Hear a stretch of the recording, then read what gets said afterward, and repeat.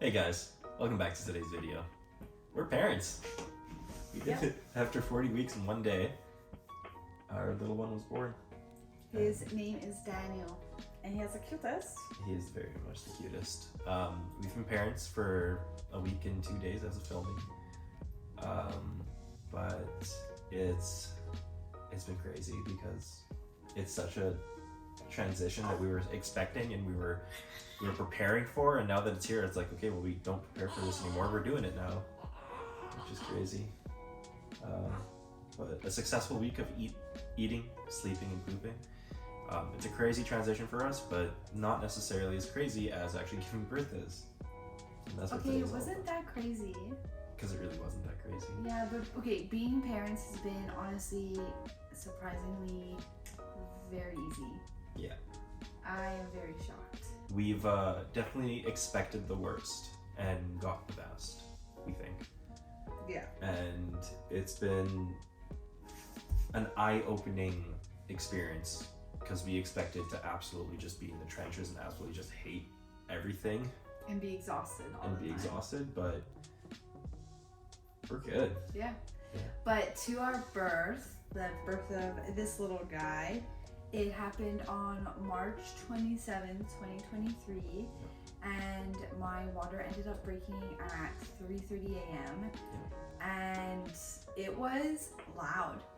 Yeah. Like We weren't- obnoxiously loud. We were not expecting, first off, your water to break right off the bat. Yeah. The second thing, we weren't expecting that much. I mean, I And wasn't then- expecting him yet. No, we had a conversation the night before, so on the Sunday the 26th, we were talking about, like, when's he coming? Like, when's this going, what's going on? Like, when is this gonna happen? And then boom, 4 hours later, her water breaks. Yep, that was honestly like, who would have known? We honestly had to guess, take a couple second guesses ourselves to see whether or not if it was pee or if it was a water break. Yeah, but it ended up being my water broken because it didn't smell. It didn't smell, and it was a different color than what Yeah. urine would be. It was still kind of like yellowish brown, and that's because we actually had meconium. Yeah. So And- usually when your water breaks, it's clear. But if the baby decides to poop, it becomes a different color. So it was meconium. Yeah.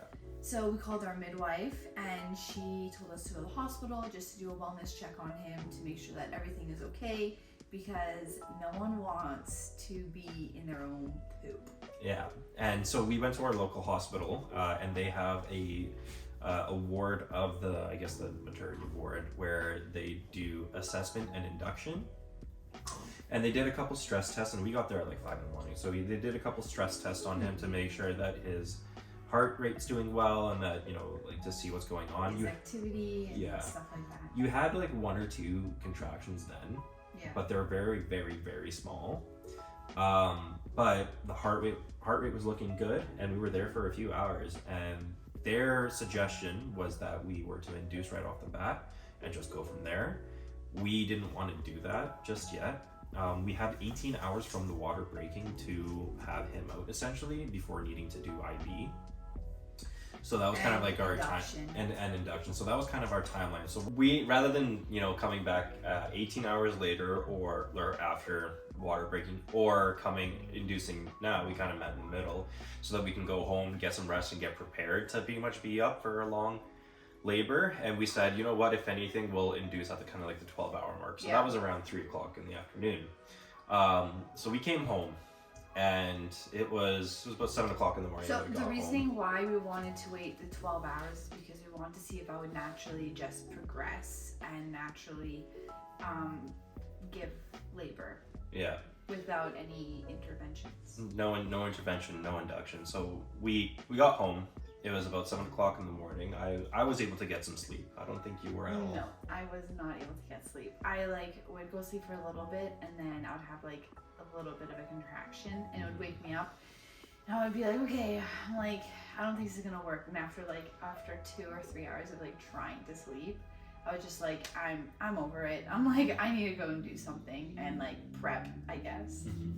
We had like hospital bag and stuff packed, but what we ended up doing is that Kasia woke me up at 11:30 saying, I think I'm in labor.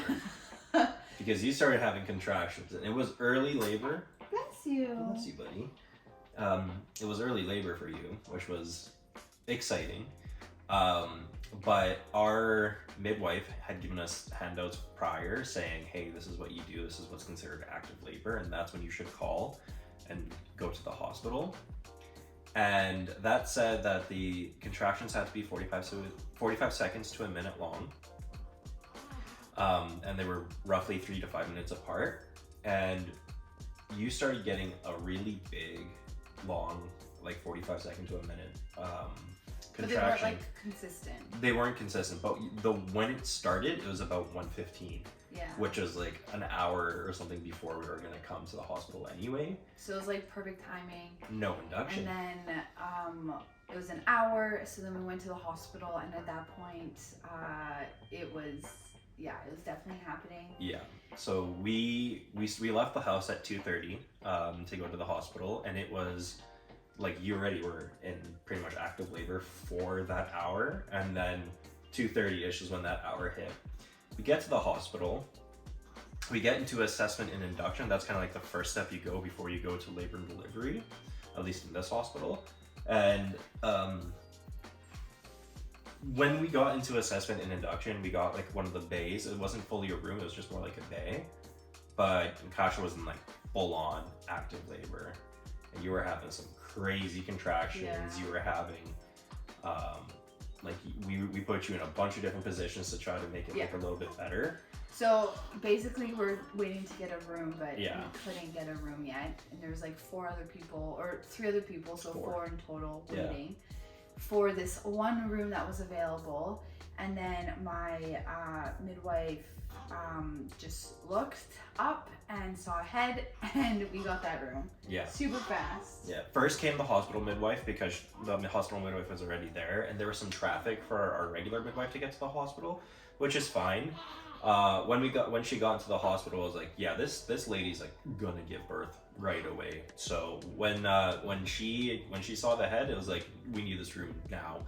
So 5 to 15 minutes later, we went from assessment induction, and we got carted over to labor and delivery. But during that moment when we were waiting for my midwife, I got laughing gas, which definitely regressed me a lot. So for next time, I will not be getting laughing gas. Yeah, you got laughing gas because that was the only thing that they were going to offer you in terms of pain relief, and that was the only thing that I think that you were willing to take, because it is just nitrous oxide and air. The big thing that did happen before we did move from assessment and induction to labor and delivery is that while we were in assessment and induction, she went to the bathroom, and when she sat down onto that toilet, he moved. And he dropped, and I think that was the start of your transition to go into like you're gonna push. Mm-hmm. So yeah, within I think 15 minutes from getting his head essentially checked, saying that, oh my god, his head's right there, we were carted over to labor and delivery, and that was around 5 o'clock in the afternoon already at this point. And it was, I think, 5 or 6 different poses that you were doing, or positions that you were doing, trying to go, but that's when they really started coaching you on like pushing. Yeah, so then they were like, you need to actually start pushing. So then eventually at around like, because he was born at 7:45, so at around that time, I think it's like 7:50. It was like 7, I swear. Or no, 7:40. Yeah. Because he came out really fast. I guess they were telling me that no, slow down. and I guess I was screaming, I can't. First we like started to like have you push at like around like 6:37ish, and by the time we got to like you were bent over the bed, you were on your side for a little bit, and once you got onto your back, that was like around 7:40. Yeah. And then I remember I was holding your hand, and I looked down, and you had a push, and I saw like the top of his head, and I was like, it's coming. And they're all like, it's coming. Oh gosh. And so during your contraction, you pushed. I remember this. And then after your contraction stopped, you kept pushing, and they're like, hold on. And you're like, no, I'm getting this baby out. No, but I couldn't. I like, my body physically, like, it could not like hold it. Yeah.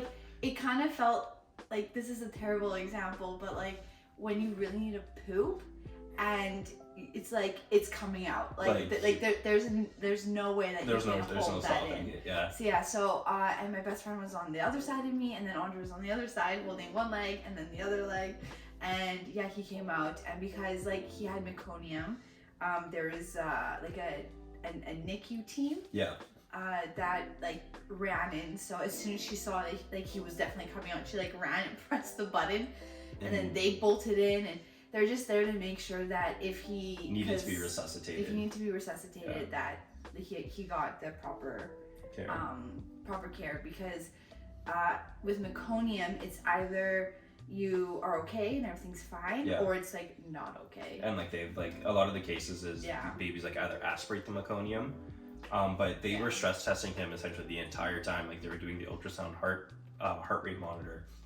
And it's a Doppler, isn't it? I think so, I'm not sure. But every single time he got measured, it was between 130 and 150, so it was in the range of him being fine and kind of relaxing. And so it was like in a safe zone, so that's why we decided to continue with just having a natural progression. So yeah, and everything ended up going really good. He came out, he kind of let out this little grunt, and then he was just thrown on top of you pretty much. And you're just saying, hi, how's it? You know, and I'm crying.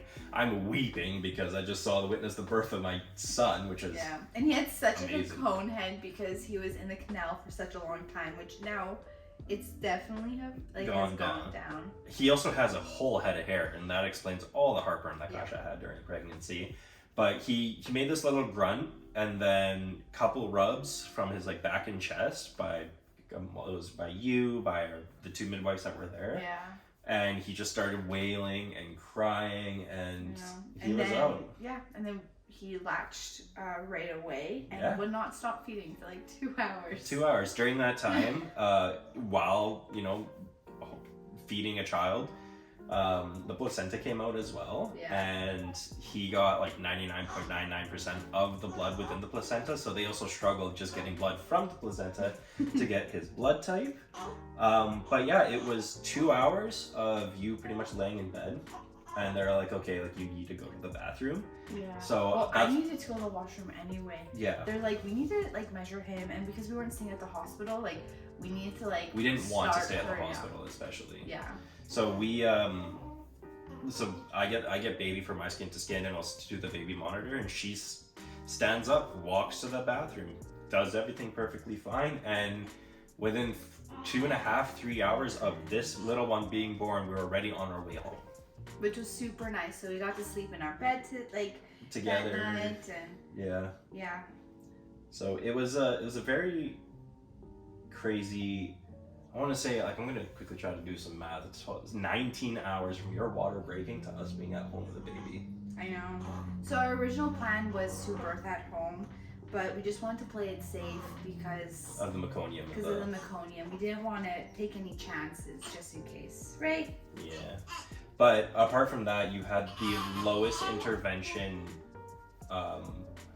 possible for your birth. So, I mean, you only had laughing gas, which regressed you realistically, but there was no induction. There was no need for IV. There was no need for any other medications. Honestly, it was great. It was so like, oh, it sounds so weird, but it's such like a peaceful experience, and I am very excited for.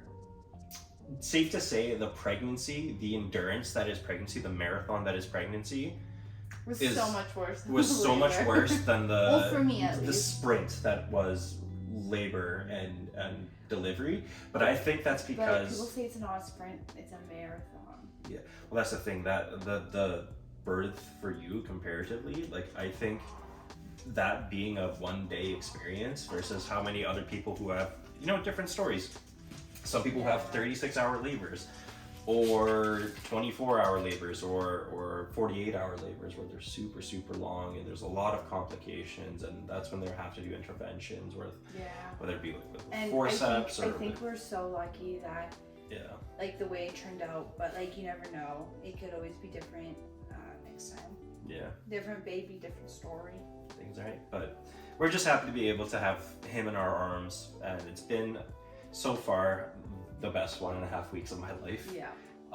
having the title of a parent, or even being the title of a father or papa when he grows up, and we're very excited, and he's so cute. He's and just so we're cute. just so blessed. But yeah, I'm specifically also really happy that, all things considered, you're very like, you like pretty much like springing back. Like you almost like struggle laying down all the time because you just want to be up on your feet, which is just a marvel to see like what is it? how strong you've been. And That's okay. but yeah, that's our story, and we hope you guys would, if you guys want, share your story down in the comments below. But give this video a thumbs up if you like it. More baby content probably on the way. Subscribe if you haven't already, and we'll see you next time. Bye, guys. Bye.